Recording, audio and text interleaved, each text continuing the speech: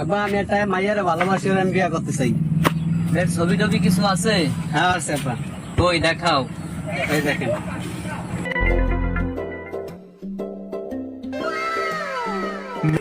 মেয়ে কি করে? মেয়ে টিকটক করে। না না, চলবো না। অন্য কোথাও লাইন আছে থাকলে সেইটা দেখাও। আছে আব্বা। ওই দেখাও। এই জানেন। বাহ, মেয়ে তো খুবই সুন্দর। এইটা কি করে? আব্বা এটা পড়ালেখা করে। আব্বা উত্তরকান্দায় মেয়ের 10 বিঘা জমি আছে। আলহামদুলিল্লাহ। ব্যাংকে ওর নামে 2 কোটি টাকাও আছে।